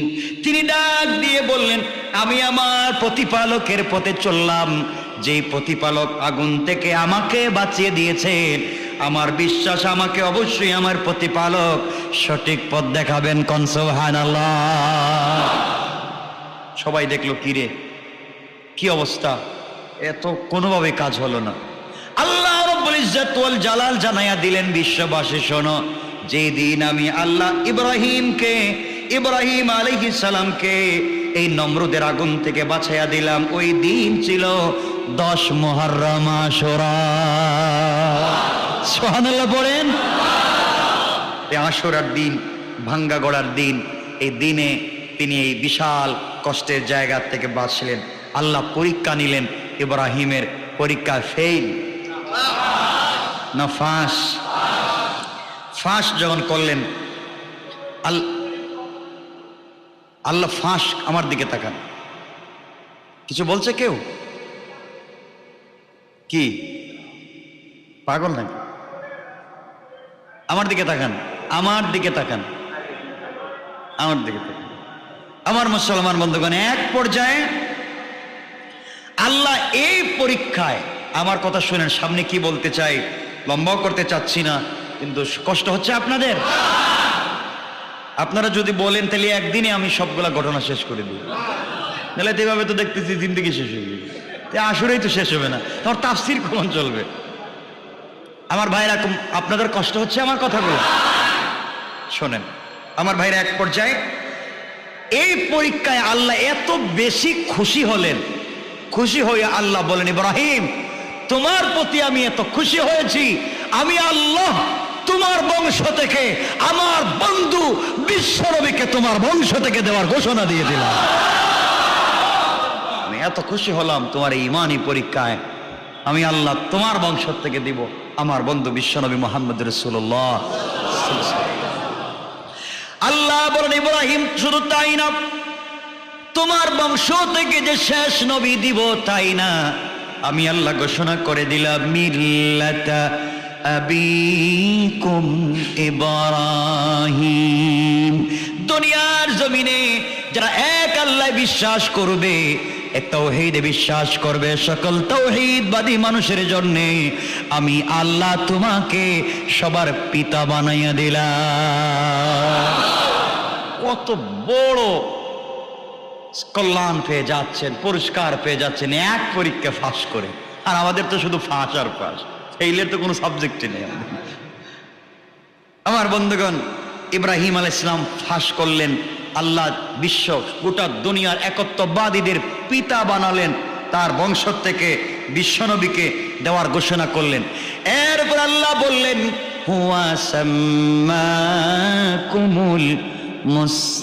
মুসলিমিন, তোমার বংশ থেকে দুনিয়ার জমিনে আজ পর্যন্ত যে মানুষগুলা পৃথিবীতে আগমন করে এক আল্লাহর উপরে ঈমান আনবে, আমি আল্লাহ সবার পরিচিতি নাম দিয়ে দিলাম মুসলমান।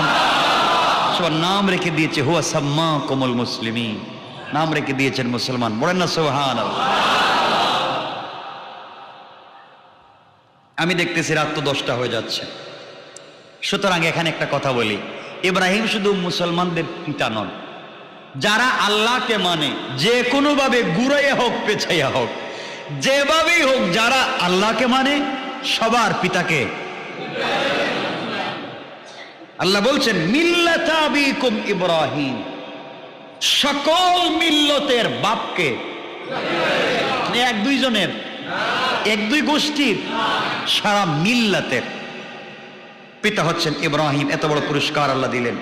এরপর আল্লাহ বলছেন ইব্রাহিম তোমাকে খুশি হয়ে আরেকটা পুরস্কার দিচ্ছি, আমি আল্লাহ তোমার মাধ্যমে এই পৃথিবীর থেকে সকল অন্ধকার দূর করে দেওয়ার ঘোষণা দিলাম। সুতরাং সকল আলো প্রতিষ্ঠা করে অন্ধকার দূর করে ইব্রাহিমকে নমরুদ থেকে বাঁচিয়ে দিয়েছেন যেই দিন, সেই দিন ছিল 10 মুহররম আশুরা। কয়টা ঘটনা গেছে? কয়টা? 5টা। রাত্র হয়েছে 10টা।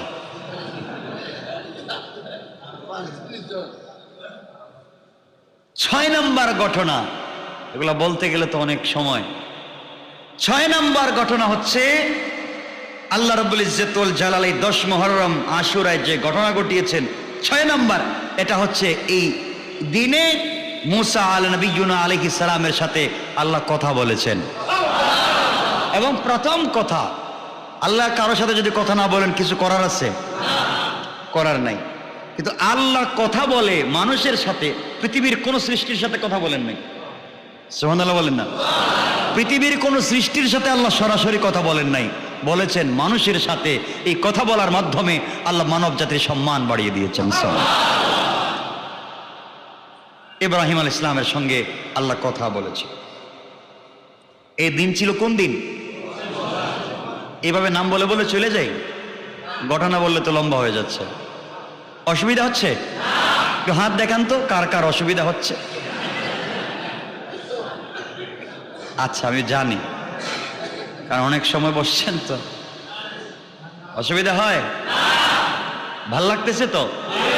আজকের আলোচনার থেকে আমরা এতক্ষণে কি জানতে পারলাম?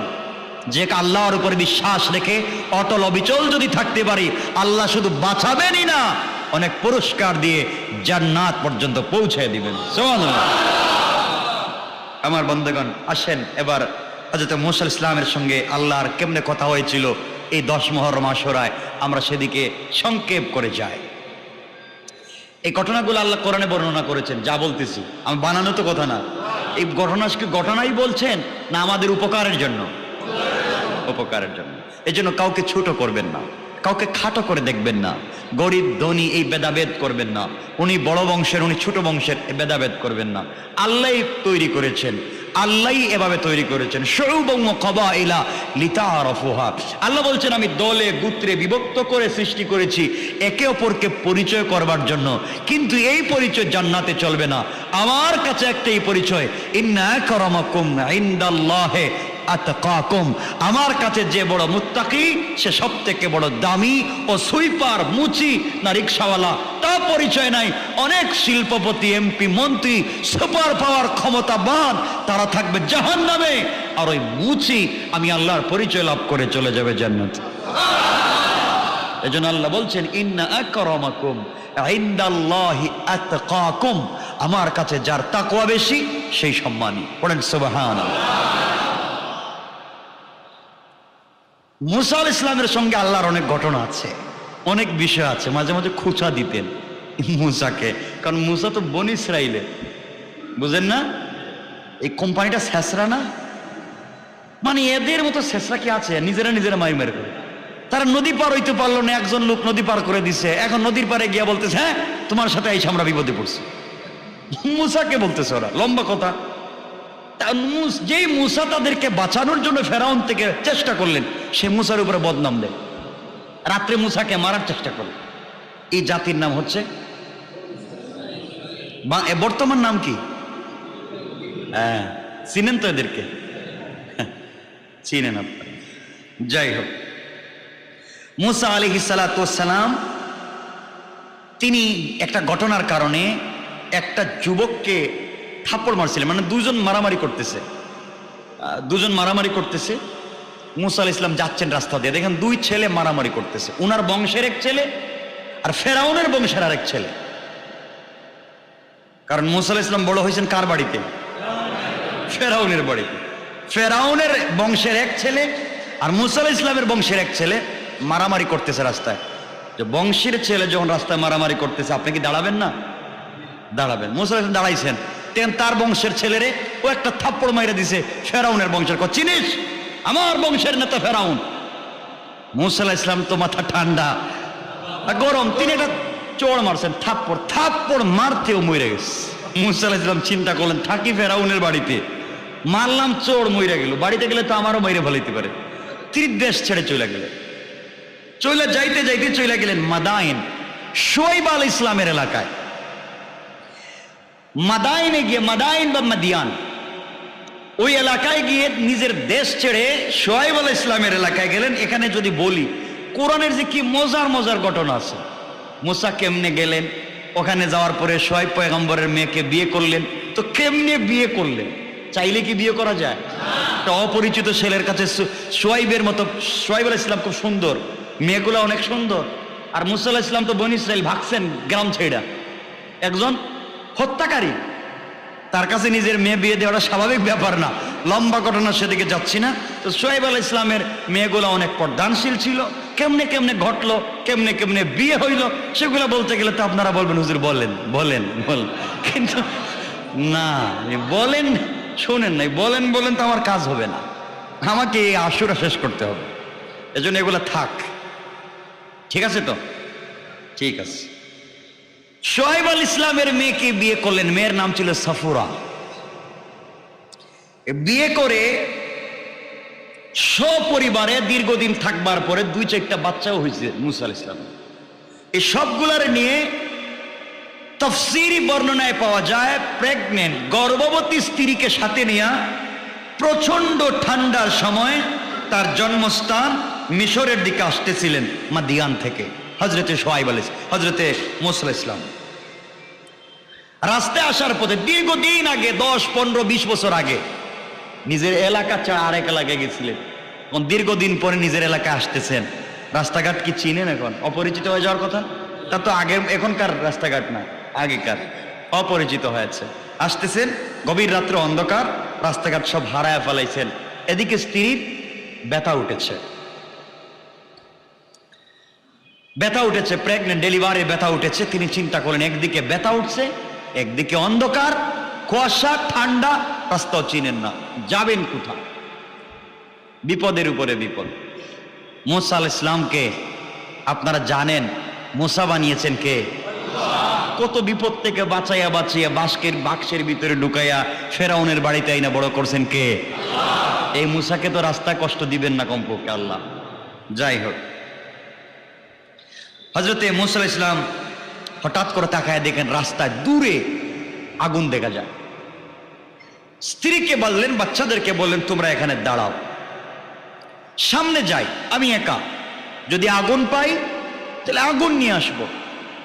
আগুন নিয়ে আসলে তোমরা তাপ পোহাতে পারবে, ঠান্ডা দূর হবে, বাচ্চার উপকার হবে।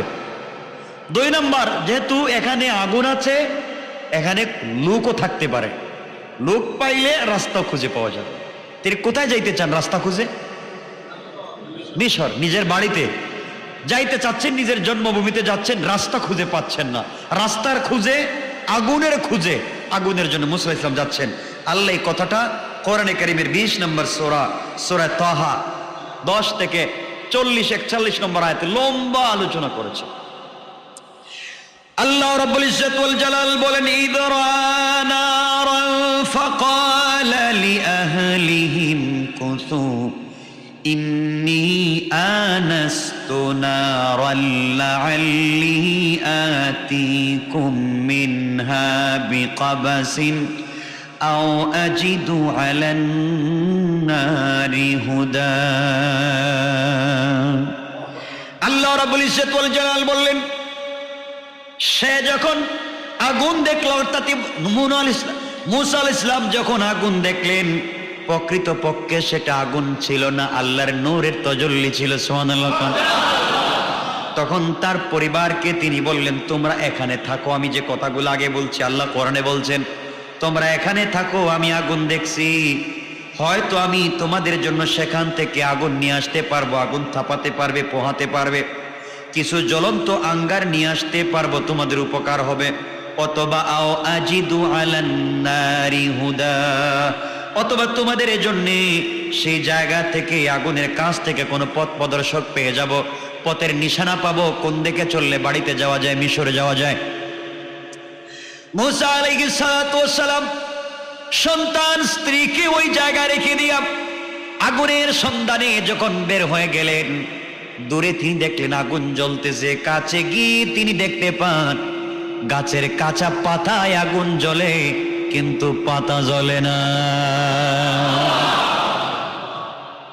মুসা আলাইহিস সালাম ওই জায়গায় পৌঁছে গেলেন। ফালাম্মা দাতাহা নুদিয়া ইয়া মুসা ইন্নী আনা রাব্বুকা ফাখলা'না আলাইকা ইন্নাকা বিল ওয়াদিল মুকদ্দাস তুওয়া।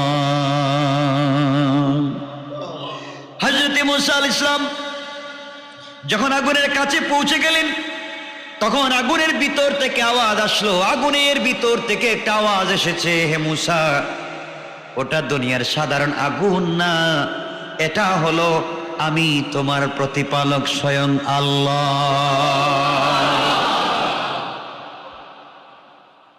মুসা আলাইহিস সালাম আশ্চর্য হয়ে গেলেন, আমি আসছি আগুন নেওয়ার জন্য, রাস্তায় কোনো লোক পাই কিনা তা জানার জন্য।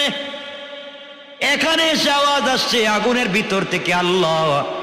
আল্লাহ এবার ডাক দিয়ে বললেন, ফাখলা'না আলাইকা ইন্নাকা বিল ওয়াদিল মুকদ্দাস তুওয়া।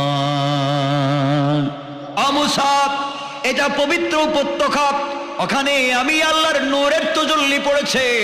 মুসা, জুতা পায়ে দিয়ে ওখানে আসা যায় না, তুমি জুতা খুলে আসো।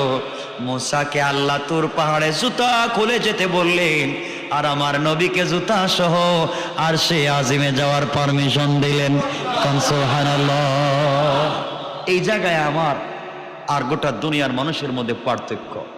তোমার আর আমার সম্মান কোথায়, তুমি আর আমি জানি না। আমার বন্ধুগণ, লম্বা আলোচনা।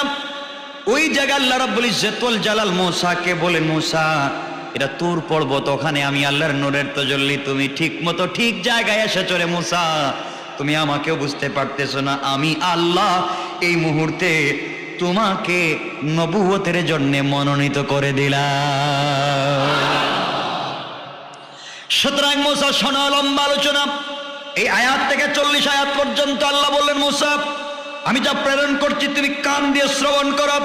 আমি একমাত্র আল্লাহ, ইন্নানি আনা আল্লাহ লা ইলাহা ইল্লা আনা ফা'বুদনি ওয়া আকিমিস সালাতা লিযিকরি। আল্লাহ বলে দিলেন, মুসা শোনো, আমি আল্লাহ তোমার কাছে ওয়াহি করে দিলাম, মুসা রে তুমি ইবাদত করো, আমাকে স্মরণ করার জন্য সালাত কায়েম করো। অবশ্যই কিয়ামতে তুমি বিশ্বাস করতে হবে, কিয়ামত অবশ্যই আছে। এই মুহূর্তে আমি কিয়ামতটাকে গোপন করে রাখতে চাইলাম, কারণ দুনিয়ার মানুষ যেন কিয়ামতের দিন না জানতে পারে কোন দিন কিয়ামত হবে। যেদিন কিয়ামত হবে ওদিন আমার সামনে হাজির হবে, আর আমি আল্লাহ তাদের সকল আমলনামা হাজির করব। যারা দ্বীনের দাওয়াত দিবে, যারা কোরআনের কথা বলবে, যারা সঠিক ইসলামের দাওয়াত দিবে, ওদেরকে মানুষ টিটকারি করবে, মস্কারা করবে, বলবে সত্য না। কিয়ামতটাকে গোপন করে দিলাম। ওই দিনে আমি আল্লাহ সকল সত্যকে সবার সামনে আমি আল্লাহ পরিষ্কার করে দেব। কোন সুবহানাল্লাহ। এরপর আল্লাহ রাব্বুল ইজ্জত ওয়াল জালাল বলেন, মুসা ইয়া মুসা, ও মুসা তোমার হাতে কি? মুসাকে এখন কথা বলতেছেন আল্লাহ, মুসা এখন ভয় কমছে কিছু। মুসা বলেন, আল্লাহ তুমি এখানে গাছে? বলে মুসাকে বললেন আল্লাহ বলছেন, দেখো নাই তুমি গাছের পাতায় আগুন জ্বলে, পাতা জ্বলে না, এটা আল্লাহ নাই, এটা স্বয়ং আমি আল্লাহর নূরের তো জ্বললি। মুসা বলেন, আল্লাহ সরাসরি তোমার দেখা যাবে না তাইলে? যা দেখছো তাই যথেষ্ট, এর চাইতে বেশি দেখার চিন্তা করো না। আল্লাহ না দেখা লাগবে। সুবহানাল্লাহ বলেন। নাম কি? মুসা। ছাড়বে না, দেখা লাগবে। আল্লাহকে মুসা দেখতে পারবে না। পারবো নাকি? আপনি কথা বলবেন গোপনে গোপনে, প্রেম ভালোবাসা কেমন হয় নাকি? দেখা করাই লাগবে। আল্লাহ বলুন না, এভাবে হয় না, একটু দেখা করে লাগবে। এখানে তো আর লম্বা কথা, 1-2 ঘন্টার কথা। এই দেখা লাগবে বইলা যে কাহিনী করছে এখানে মুসার আর আল্লাহর সাথে, লম্বা ঘটনা। যাক, এগুলা বলতে গেলে আমার আর ওই এক ঘটনা নিয়ে বছর শেষ করে দিতে। লম্বা ঘটনা। এই যে দেখা হবে কি হবে না, কেমনে হবে? আল্লাহ বলছেন, মুসা দেখবা আমারে। মুসা তো রেডি। কারে দেখতেছেন? আল্লাহকে কি দেখা যাবে? যাবে না। যাই হোক, আল্লাহ বলেন, মুসা এবার বলো, দেখবা সব ঠিক আছে। আসছো কোথায়? আসছিলা তুমি আগুন নিতে, আসছিলা রাস্তা পাইতে, দিলাম নবুয়ত। সুবহানাল্লাহ। চাইলেন রূপা, পাইলেন সোনা। সুবহানাল্লাহ বলেন না? কথাবার্তা হচ্ছে। আল্লাহ বলেন, মুসা, আল্লাহ কি এই যে হাতে, এটা কি? আল্লাহ হি আসায়, এটা আমার লাঠি, ওইটা দিয়া পাতা পাড়ি, বকরিরে খাওয়াই, সুযোগ উল্টা পাল্টা করলে সাইজ করি, মাঝে মাঝে হাঁটি। আচ্ছা, আল্লাহকে এত কিছু জিজ্ঞেস? আল্লাহ কি বলছেন? এটা কি বলা দরকার ছিল? এটা লাঠি, এ তো শেষ, এত কথা বলার তো দরকার নেই। আল্লাহ বলেন, মুসা জিগাইলাম লাঠি কি, এটা তুমি বলা দরকার ছিল, লাঠি এত কথা বললা কেন? আল্লাহ তোমার সাথে কথা বলে যে মজা, কথা যখন শুরু করেছি তুমি জিগাও আর না জিগাও আমি বলতেই থাকলাম। আল্লাহু আকবার বলেন না? যে যাকে ভালোবাসে এভাবেই কথা বলতে মজা পায়, ঠিক না? বুঝবেন না আপনারা? না বুঝেন? আপনারা বুঝবেন নাকি? সব বুঝেন, কিন্তু অরিজিনাল লাইনটা বুঝেন না। বুঝেন না তো মজা পাচ্ছেন না, বুঝতেছেন না। আল্লাহ বলেন, মুসা এই কাজ শেষ লাঠি? আল্লাহ শেষ তো, নিজের হাতে বানাইছি লাঠি। অনেক দিন থেকে এই লাঠি দিয়ে বকরি রাখছি, পাবলিক রাস্তাঘাটে আমাকে উল্টা পাল্টা করে দেয়, সাইজও করছে। এরপরে ওই গাছের পাতা পড়া বকরিরে মাঝে মাঝে খাওয়াই, আর অন্ধকার রাস্তাও খুঁজি, মাঝে মাঝে ভোট দিয়ে হাঁটি। আল্লাহকে, মুসা আরো আছে। আপনি জানলেন কেমনি আমার লাঠিতে আরো আছে? আমার লাঠি আমার হাতে, এটা কি জানেন? একটু ছাড়ো না মাটিতে। মাটিতে ছাড়মু কি, রাইকা দিলে সমস্যা কি? আল্লাহ বলেন, রাখো। মুসা রাখছে, অজগর সাপে ফান করে উঠছে। আল্লাহু আকবার। মুসা তো ভয় পেয়ে, আল্লাহ এটা কি? এমনি বউ রেখে আসছি এক জায়গায়, বেচারি প্রেগনেন্ট, ডেলিভারি, ব্যথা কানতেছে, আর আমি এখানে কি বিপদে পড়লাম? লাঠি ছাড়লাম, এটা সাপ হইল কেমন? মুসা চিন্তা করলেন, এটা আবার কোন বিপদে পড়লাম? সাইডা আল্লাহ কি না, নাকি কোন জাদুঘরের কাছে পড়লাম নাকি? আল্লাহ বলেন, মুসা টেনশন করুন, আমি আল্লাহ ঠিকই আছি। আল্লাহ তাহলে এটা সাপ হইল, এটা তো আমার লাঠি।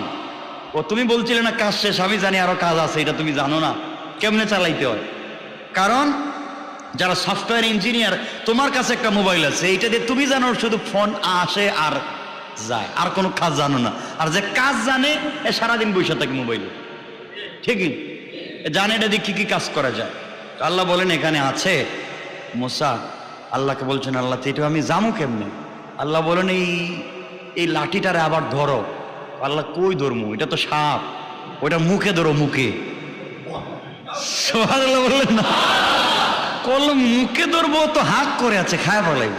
ও কেন তুমি এই ভয় পেয়ে গেলাম মুসা, থাপ্পড় দিয়ে মানুষ মাইরা ফেলাও। মুসা কো হেটা আপনি জানলেন কেমনে? আল্লাহু আকবার বললেন না, তো বহুত আগের ঘটনা, এবার বিশ্বাস হচ্ছে না। ঠিক আছেন আল্লাহ, ঠিক আছেন। মুসা বইলা গেছে না, বাস্কের ভিতরে ছিল তো বাক্সে, ওইটা আপনি জানেন। আল্লাহু আকবার বলেন না। এবার মুসা কয় না ঠিক আছে, তাহলে সাপ খাইতো না, রব আছেন এখানে। মুসা এই যে মায়ের কোলে শুধু মা মা করছিলা, দুধের জন্য দুধ তো তোমাকে কেউ দেয় নাই, আমি তোমার বোনকে ফেরাউনের বাড়িতে পাঠাইয়া আবার বলছি এই বাচ্চা কারো দুধ পান করবে না, আমার কাছে এক মহিলা আছে, এইভাবে আবার তোমাকে তোমার মায়ের কাছে ফেরাইয়া দিছিলাম। মুসা কয় আল্লাহ সব দেখতেছি, মনে আছে, এখন কি করবো? মুখে ধরো। কয় ঠিক আছে ধরলাম। আল্লাহ আমি কি চোখ খোলা রেখা ধরবো না বন্ধ করে? বন্ধ করেই ধরো, ভয় পাচ্ছ যখন বন্ধ করেই মুখে ধরো। মুসা আলাইহিস সালাম তো গরম মানুষ, কিন্তু এই স্বাভাবিক নিয়মে মানুষ হিসাবে ভয় পাওয়ার তো কথা না, আপনারা তো আর পাওয়ার কথা না। হ্যাঁ, এটা তেলা পোকা দেখলে চিৎকার দিয়ে অজ্ঞানী হয়ে যায়, কোনো মেডিকেলই বসে না, কোনো মেডিকেলেই রাখে না।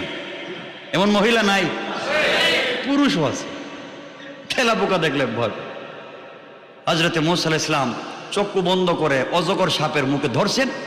আল্লাহ বলেন চোখ খুলো, খুলে দেখে লাঠি। ব্যাপারটা কি? আল্লাহ না, আবার দেখি লাঠি হয়ে গেছে। আল্লাহ বলেন মুসা ওটা তোমাকে মুআজিজা দিলাম, তুমি যে এই জমানায় আসছো, এই জমানায় ফেরাউন থাকে, তুমি মিশরে যাচ্ছ, ফেরাউনের কাছে তো জাদুকরের অভাব নাই। এই জাদুকরের জাদু নষ্ট করতে হলে ওরা জাদু করে, জাদু দিয়া সাপ বানাইয়া পাবলিককে ধ্বংস করতে চাইবে, আর তুমি জাদুকরদের মোকাবেলায় হাতের লাঠি ছেড়ে দিবা। আল্লাহু আকবার! কেমন রব! আমার বন্ধুগণ, হযরতে মুসা আলাইহিস সালামকে আল্লাহ বলেন মুসা আর একটু কিছু দিতে চাই। আল্লাহ দিলে তো আমি নিতে চাই, আপনি দিবেন আর আমি নিব না থাকি হয়। আল্লাহ বলেন মুসা তাইলে তোমার ডান হাতটা দেখি। কাল এই যে দেখেন আমার ডান হাত, কিছু আছে? নাই তো কিছু। ডান হাতটা বগলে রাখো তো। ডান হাত বগলে রাখছেন। আল্লাহ বলছেন বাইর করো। মুসা আলাইহিস সালাম বাইর করছেন, দেখে 10 থেকে 50 ব্যাটারি লাইটের মতো আলোকিত হয়। আল্লাহু আকবার! মুসা বলেন আল্লাহ এটা আবার কি? আল্লাহ বলেন মুসা আসছিলে না, রাস্তা খুঁজে পাচ্ছ না, অন্ধকার রাস্তা যাবা কেমনে, এই জন্য মুআজিজা দিলাম লাইট, অন্ধকারে কাজে লাগবে। সুবহানাল্লাহ বলেন। যাও এবার মুসা আলাইহিস সালামকে আরো অনেক কথা, এই বলতে বলতে তো আরো অনেক কথা। এবার মুসা আলাইহিস সালামকে আল্লাহ এত কিছু দিলেন আর বললেন যাও মুসা তুমি এখন ফেরাউনের কাছে যাও। ফেরাউনের কাছে গিয়ে ঠান্ডা মাথায় শান্তিতে আস্তে আস্তে করে তাকে তুমি দ্বীনের দাওয়াত দাও। রাগ করবা না, গরম হবা না, মারামারি পিটাপিটির দরকার নাই, তোমার কাজ হচ্ছে পৌঁছে দেওয়া, আমি আল্লাহ বাকিটুকুন দেখব। মুসা আলাইহিস সালাম আল্লাহকে বলছেন হে আল্লাহ, হে আমার প্রতিপালক, আপনি বলছেন আমি যাওয়ার জন্য রব্বি ইশরাহ লি সাদরি ওয়া ইয়াসসির লি আমরি ওয়াহলুল উকদাতাম মিন লিসানি ইয়াফকাহু কওলি। আল্লাহর কাছে বলছেন আল্লাহ আপনি আমারে পাঠাইতেছেন ওখানে যাওয়ার জন্য, আমি তো তুত তুত তুত, এই যে এটা কি কয় তুতলা, আমি তো ঠিক মতো কথা বলতে পারি না, আমার তো মুখের জড়তা আটকা পড়ে যায়। ওই যে ফেরাউন একবার আল্লাহকে কেমনে হইলো তুমি কি জানো? আমার তো জানা নাই, আমার মুখে তুতলা হইলো কেমনে আমি জানি না। আল্লাহ বলছেন জানবা কেমনেতে? ফেরাউন দিছিল আগুন আর স্বর্ণ, খেজুর আর আগুন, তুমি তো শুধু স্বর্ণ আর খেজুরই হাত দিছিলা, আগুনের দ্বারে কাছে তো যাইতেছিল না। ওই দিন যদি তোমার হাতকে আগুনে না নিতাম তাহলে তো ফেরাউন তোমাকে মাইরা ফেলাইতো। ওই দিন আগুনে হাত দিছিল, আগুন গরম, জিব্বায় হাত দিছিল, জিব্বা পুড়ে গেছিল। আল্লাহ এই ঘটনা আপনার জানা আছে? আল্লাহু আকবার বললেন না? আল্লাহর তো সবই জানা আছে। আমার বন্ধুগণ এক পর্যায়ে আল্লাহর কাছে চাইলেন আল্লাহ আমার বক্ষকে প্রশস্ত করে দাও, আমার জিহ্বার জড়তাকে তুমি দূর করে দাও, যাতে ওরা আমার কথা সহজে বুঝতে পারে।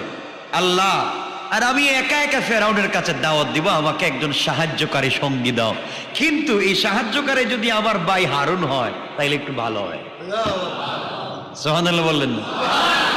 আল্লাহ বলেন, যাও তোমার ভাইকে আমি তোমার সাথে দিলাম, আর যাও তুমি এখন দাওয়াত দাও। আল্লাহ বলেন, মুসা তুমি আমার কাছে এই মুহূর্তে যা যা চাইছো সব দিলাম, এবারকার দাওয়াত দাও। আমার বন্ধুগণ, এবার মুসা আলাইহিস সালাম আসতে লাগলেন। আমার কথা হচ্ছে, মুসা আলাইহিস সালামকে আল্লাহ রব্বুল ইজ্জত ওয়াল জালাল যেই দিন আল্লাহর সঙ্গে কথা বলতে তুর পাহাড়ে নিয়েছিলেন, এই দিন ছিল 10 মুহররম আশুরা।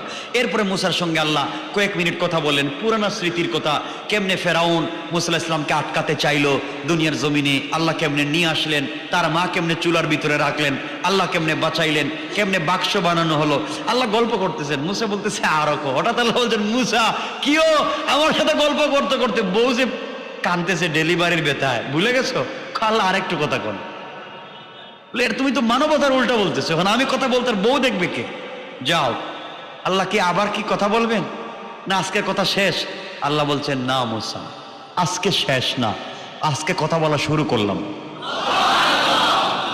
কথা বলা শুরু করলাম, আর বহুত কথা হবে।